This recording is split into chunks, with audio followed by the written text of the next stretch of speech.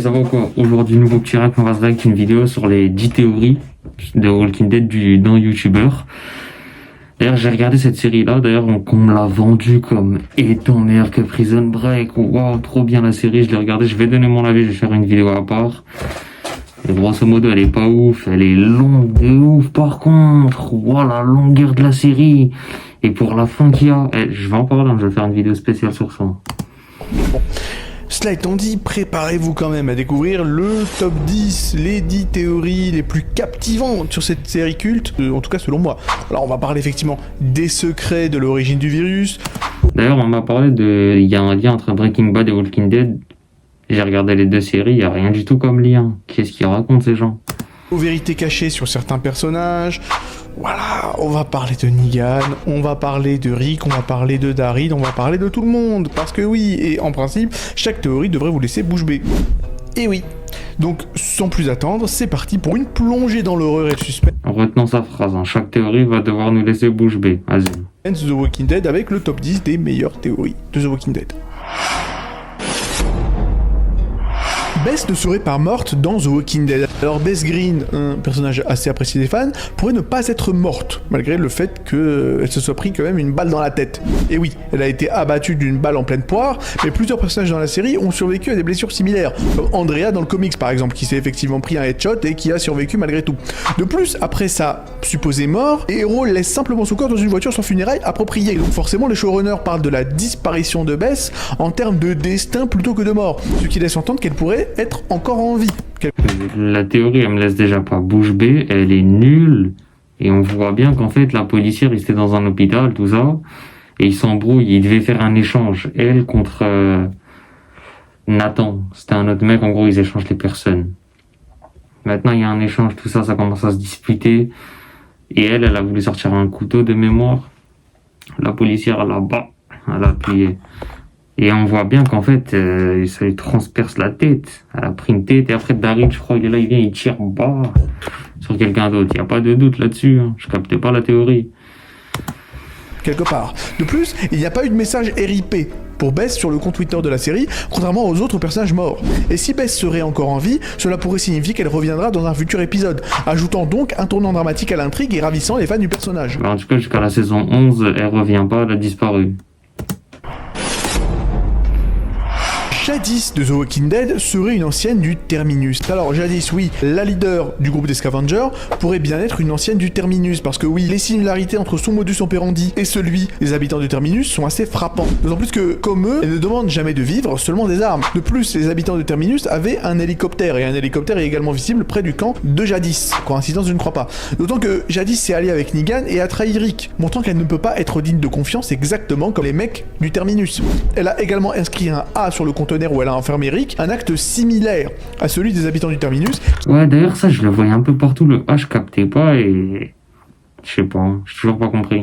Qui marquaient leurs victimes de la même manière. Et si Jadis est effectivement une ancienne du Terminus, cela expliquerait ses méthodes brutales et sa méfiance envers les autres survivants, ajoutant ainsi une nouvelle couche de complexité à son personnage. Bien que bon, depuis la nouvelle série spin-off The One Who Lives, on sait pourquoi il y a effectivement écrit un A sur le conteneur où elle a enfermé Rick, ça veut dire alpha. Et B ça veut dire bêta parce que effectivement les militaires classent les gens de A à B. Voilà, A si t'es un alpha et B si t'es un bêta. Voilà, à croire qu'effectivement ces mecs-là c'est c'est des mecs red pill en mode Andrew Tate.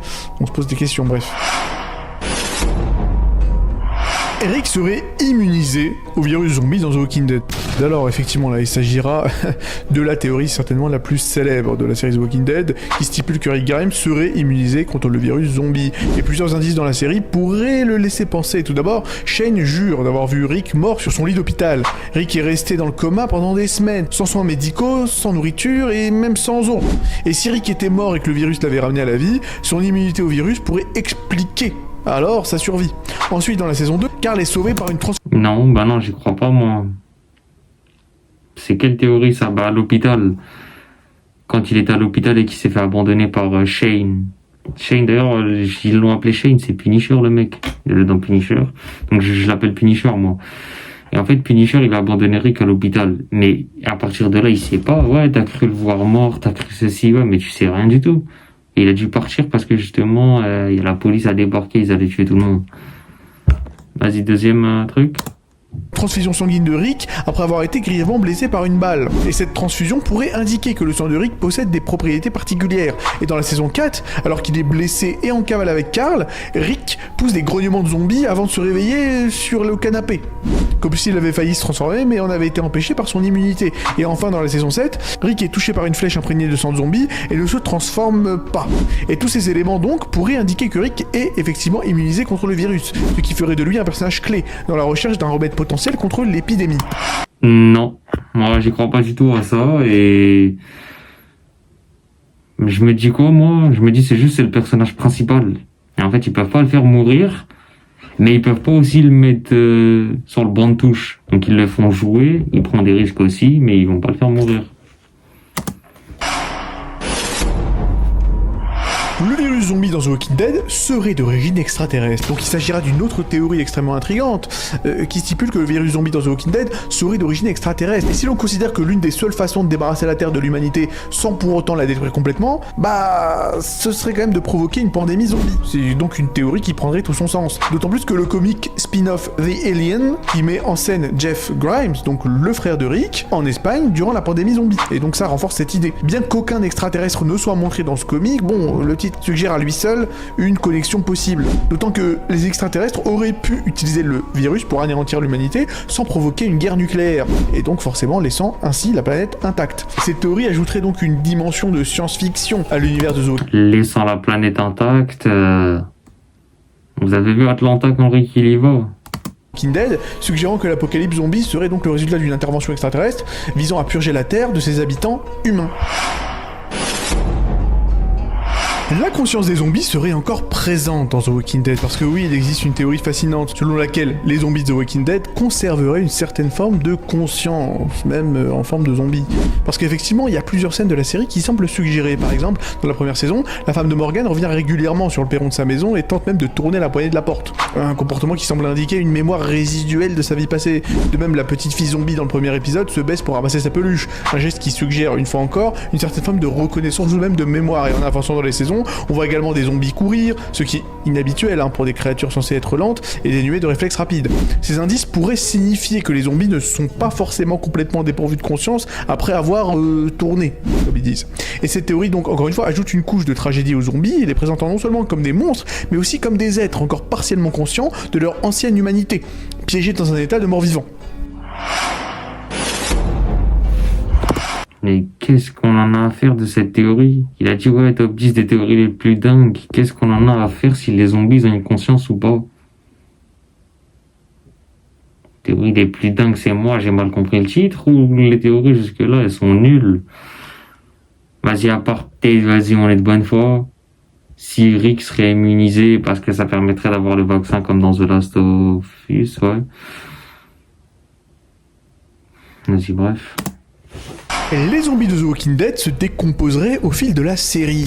Parce que oui, il est évident que les zombies de The Walking Dead se décomposent et perdent de plus en plus de chair au fil des saisons. Parce qu'au début de la série, les zombies semblaient relativement frais, si je puis me permettre ce terme, mais plus le temps passe, plus ils deviennent un peu décharnés, un peu putréfiés. Ce qui voudrait dire que les créateurs de la série ont intentionnellement montré cette dégradation progressive afin de refléter le passage du temps. Cette décomposition suggère donc que, tôt ou tard, les zombies finiront par disparaître d'eux-mêmes et complètement, ne laissant derrière eux que des squelettes. Cela pourrait effectivement indiquer une fin potentielle de l'apocalypse zombie où les survivants devront reconstruire le monde après la disparition des morts-vivants. Les théories donc montrent que la série évolue non seulement dans ses intrigues, mais aussi dans sa représentation visuelle de ses menaces, et donc des zombies, offrant une perspective réaliste sur la nature de la décomposition des corps zombies. Même si bon, il y a eu quand même pas mal de time skip, je crois qu'il y a même eu un time skip de 5-6 ans, et les zombies sont encore là, donc finalement, je pense que cette théorie ne restera qu'une théorie.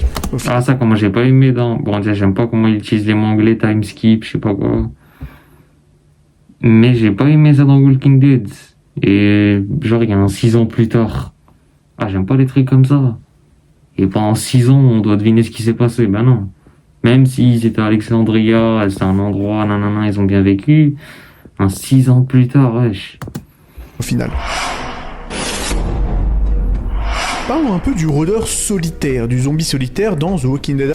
Alors, un élément récurrent et mystérieux de The Walking Dead est la présence d'un rôdeur solitaire dans le générique de chaque épisode. Certains fans pensent en réalité qu'il s'agit peut-être du tout premier rôdeur, le K0, tandis que d'autres quant à eux, croient qu'il pourrait être, pas du premier, mais du dernier zombie du dernier rôdeur, symbolisant l'aboutissement de l'apocalypse. Cette théorie propose d'ailleurs que ce rôdeur solitaire pourrait être en réalité Rick lui-même, marchant seul dans un monde entièrement envahi par les zombies. Et la démarche de ce rôdeur est, il faut le dire, différente de celle des autres zombies, plus humaine, ce qui pourrait effectivement indiquer qu'il s'agirait bel et bien de Rick, devenu lui-même un zombie, mais conservant une part de son humanité, et donc si cette théorie se révèle être vraie, cela ferait de Rick le Walking Dead ultime, le mort marchand ultime, marchant seul dans un monde post-apocalyptique, symbolisant la En fait, The Walking Dead, c'est-à-dire le mort-vivant. lutte interminable de l'humanité contre l'extinction.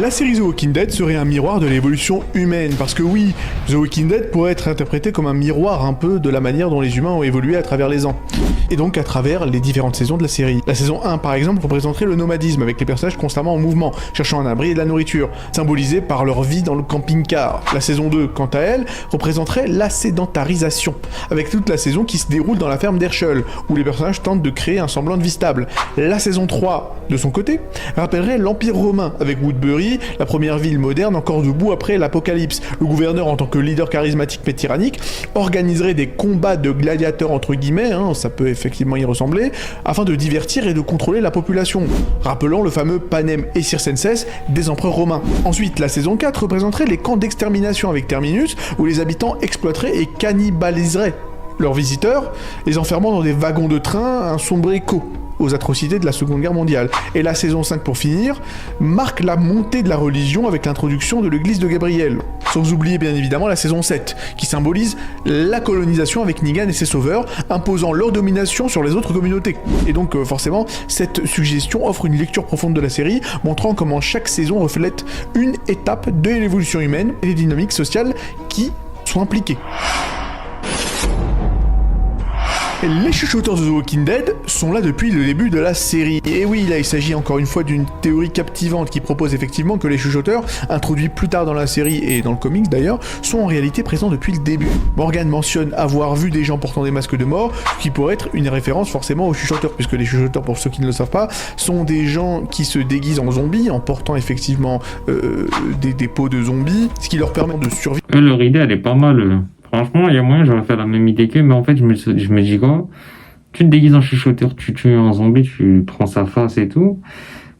Imagine, tu t'infectes toi-même, parce que t'as sa tête sur ta tête. Imagine, tu deviens toi-même un zombie, parce que t'as fait un truc débile comme ça. T'as ça aussi le risque. Survivent dans des hordes immenses de zombies, donc ça leur permet effectivement de s'adapter. Donc par exemple, le rôdeur solitaire du générique, dont on a déjà parlé, pourrait également être un chuchoteur, se déplaçant parmi les zombies sans être détecté.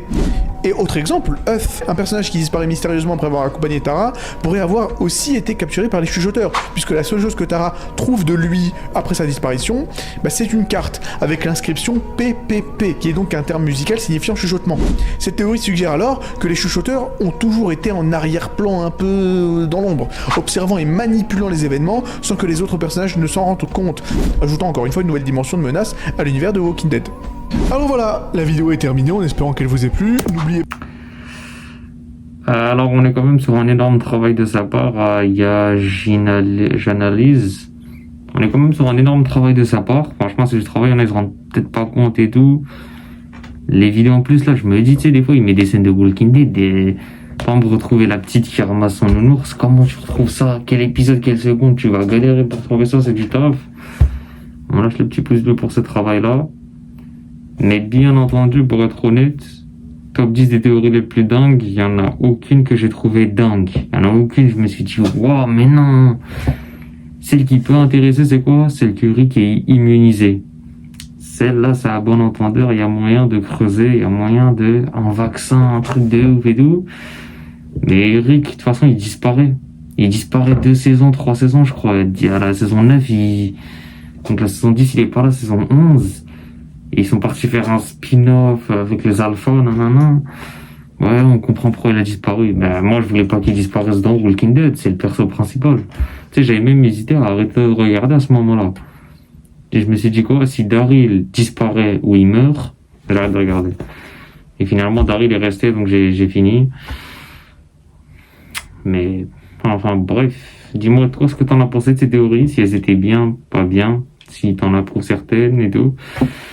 Lâche le pouce bleu, abonne-toi et non, je prochain live.